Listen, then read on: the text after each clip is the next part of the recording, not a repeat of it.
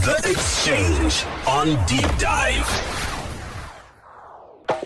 Many thanks for staying with us. We have resolved that minor issue. Councillor Kadzombe, a warm welcome to Ward Call on Capital 100.4 FM. Good evening. Good evening to you, Rumbi, and all the listeners. Thank you very much for having me on air. Now, just to start off, I've already got a couple of messages, obviously from people who are not resident in your constituency, but they're like, what areas constitute Ward 41? Which areas are falling into your ward, Councillor Kadzombe? Ward 41 is quite big. I cover Emerald Hill, Ashbrittle, Avonlea, Laugh Hill, Westgate, Area D, Inward North, Malborough, Red Roofs, Willow Creek, and Good Hope, and New Adeline as well. So quite a vast area there that is covered. Now, looking into the work that you're doing within your ward and with constituents, what are some of the strategies you're using to engage with residents and constituents and to understand some of their concerns? Because of how geographically sparse the suburbs are, I've come up with ways of doing WhatsApp groups. The residents themselves have 94 WhatsApp groups that I'm in, and I've also then got feedback groups for each suburb. So I've got 14 WhatsApp groups on top of the 94 that were made by the residents. And in these groups, I make sure I share updates. I write articles to give the status of the ward, any development that we're doing.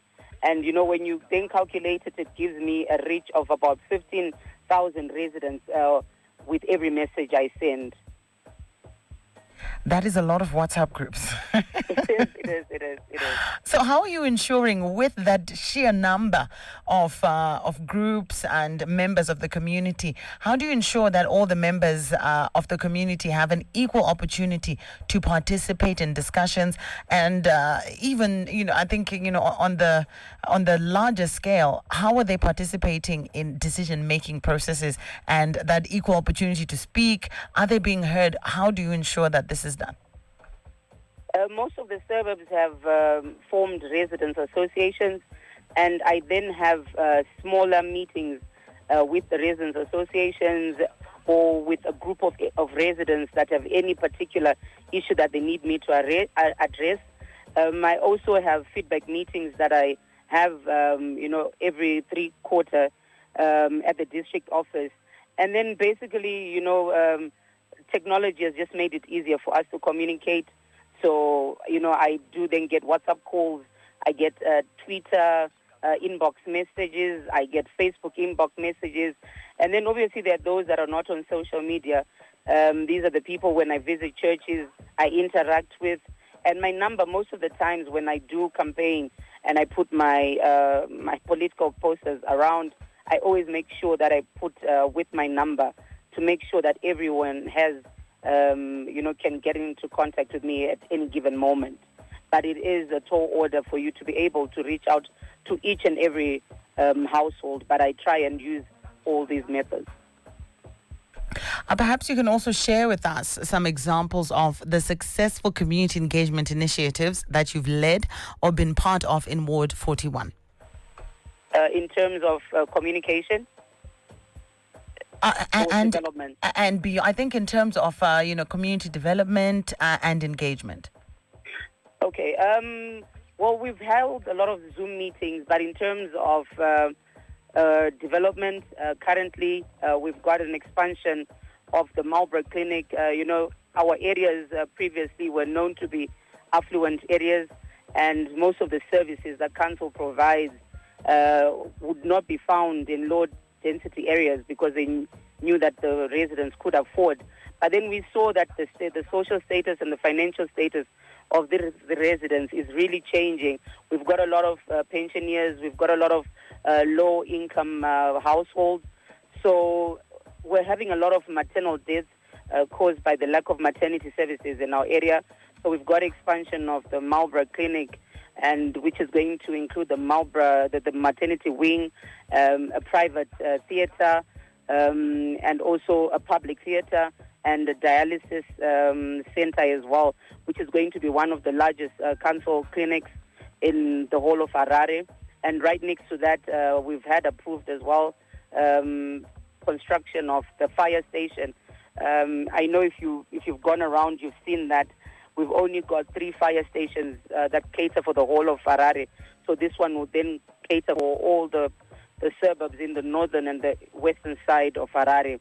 And one other project that I'm really passionate about, that we've already started, is the construction of the council preschool, which will be a first again in low-density areas. As you know, the council schools and preschools are predominantly in the high density. So I've partnered with local business people, local developers, ordinary residents, and they've been making donations. Hello, sorry about that. They've been making donations towards the preschool. So this is something that we are hoping will be able to finish before the next school term begins.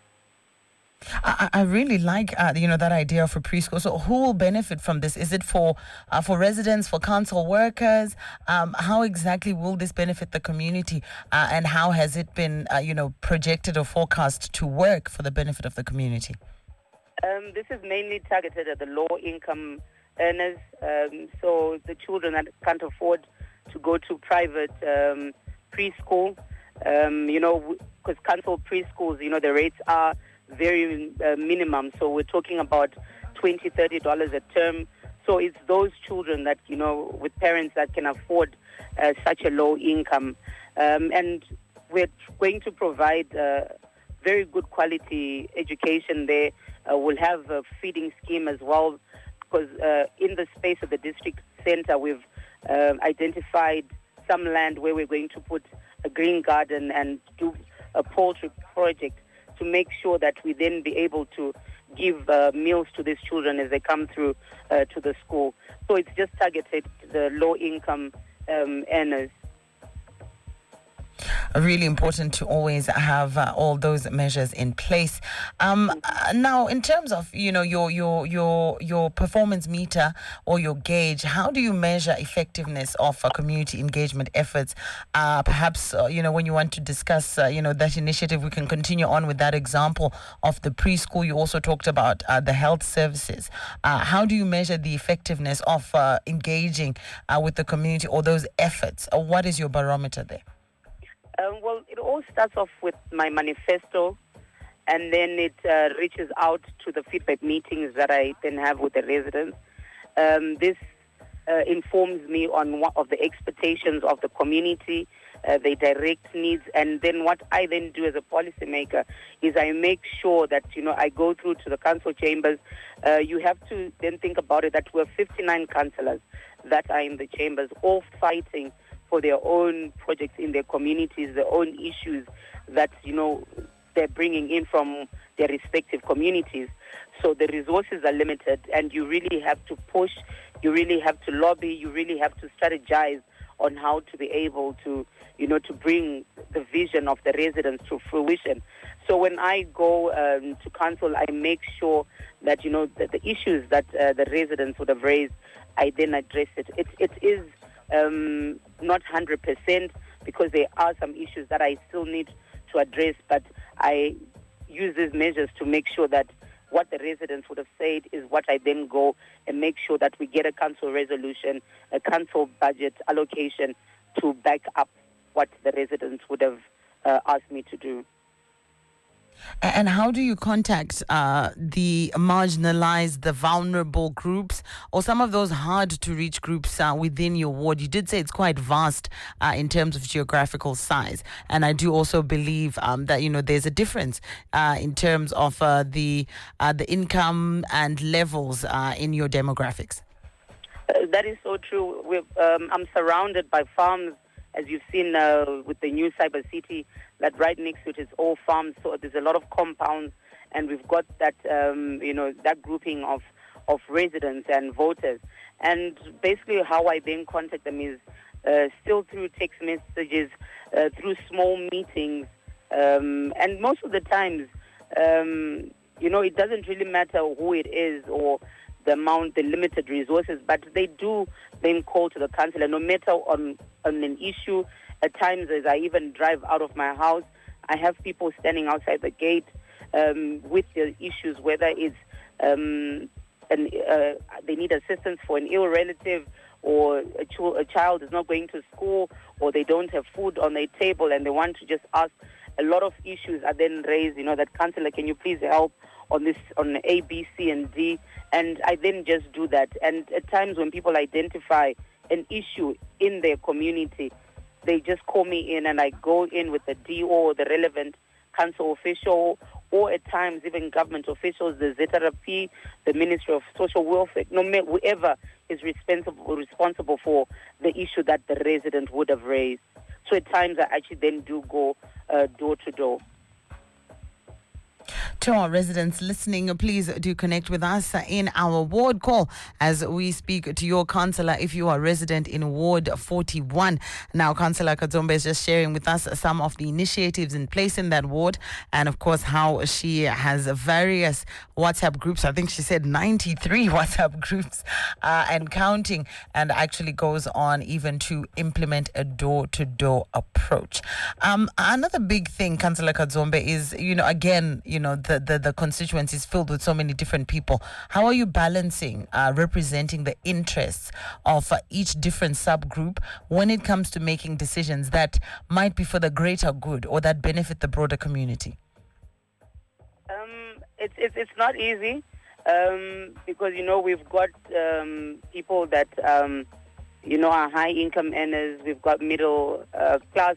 We've got the low income earners. We've got the unemployed group. And each one of them has their own needs, as you've rightfully said. Some, I'll give an example with one development that council passed in council, which is, sorry, just hold on. Sorry, my apologies. Let me just take a sip of water. Go ahead. So whilst Councillor takes a bit of a drinks break. Oh, my throat. Go ahead. Oh, all right. I hope you're feeling better now. Please proceed. Yeah.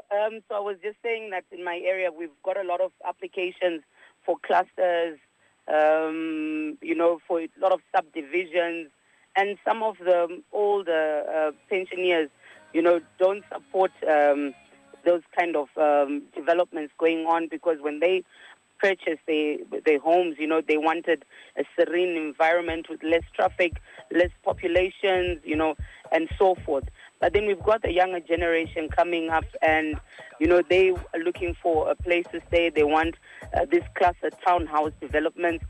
And then, they're then the youth who can't afford, the same kind of houses that are being built in the area. So you have to find a way of trying to strike a balance.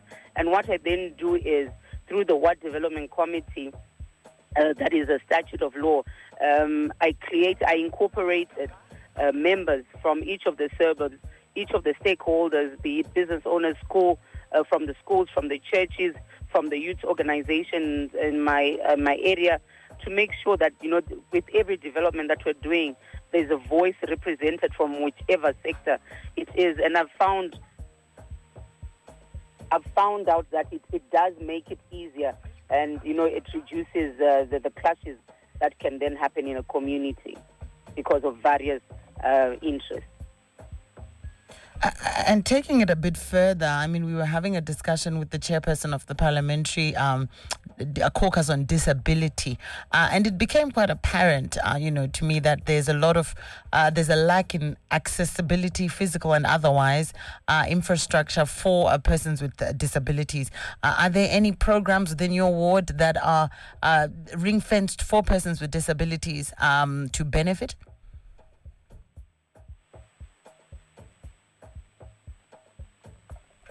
Councillor Kadzombe, are you still there? Messages are coming in there. I do see 847 saying kudos to Kudzai, our councillor. She's a survivor, having been recalled twice and still won her way back to chambers. We took her to task on refuse collection, and now refuse is being collected twice a week. Asakruba Buffet comes in and says, did she carry out research on the challenges being faced by residents in her ward? What's the population like? How many persons with disabilities, and what assistance is she facilitating for them? How is she economically empowering the electorate of voters who gave her the job and office she's currently occupying, especially the unemployed youths? What about vulnerable groups, the elderly, the weak, and less privileged residents? What is she doing to add value to our day-to-day lives? Great question. Asakruba Buffet, I will try and get her back on the line to just give us insights around that, but very important. And I think it's in the same vein as the question that I was trying to, the question I posed before we lost our connection there, that what deliberate efforts are there, what policies, what programs have been put in place to benefit the marginalized and persons living with disabilities. Very important that. So we will try and connect with her to get her insights on that. You are listening to Cappy Talk 100.4 FM.